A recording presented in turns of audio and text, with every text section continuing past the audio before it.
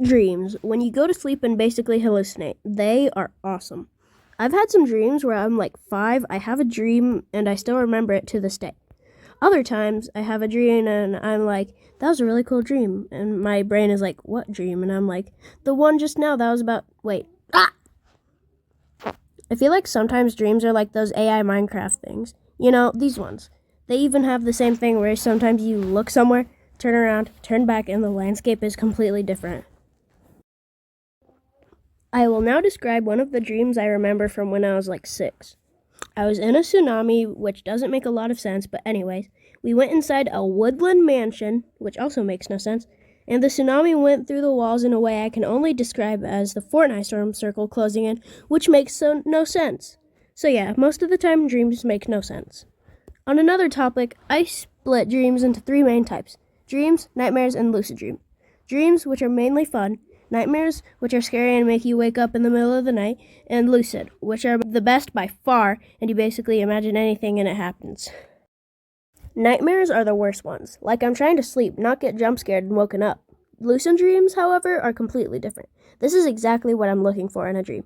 Being able to imagine anything and it comes true. Superpowers, genie lamps, anything you want. Another thing is waking up from a dream is possibly the worst feeling ever, especially waking up from a lucid dream. A thing that happens more often than dreaming is just experiencing nothing. Me personally, this is underrated. I can't really describe it, but it's just nice. I've seen videos where people describe what their dreams were like right after waking up, and they are hilarious. Like, you did what during your dream? A thing I've heard of but never experienced is when you're having a nightmare, realizing you're dreaming, and having a lucid nightmare.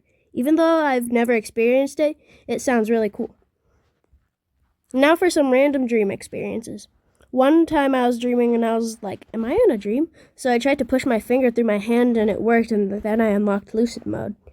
I came up with a concept that was basically a black hole, but it sent you to a different galaxy, and it made no sense. I imagined a character that was a 1-foot tall glow with a top hat and it...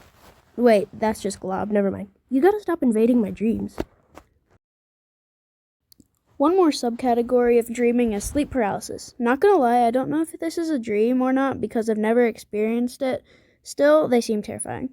One thing I heard of is a dream where 2 people were able to communicate in a dream, or in other words, a multiplayer dream. Multiplayer dream. Like, imagine hopping on multiplayer dreams with your friends. Also, how would that work? If one person starts having a nightmare or something, does everyone have a nightmare? Here's another thing I've heard of that sounds terrifying. You're having a dream and you're taken to your house. You go into your room and see yourself sleeping.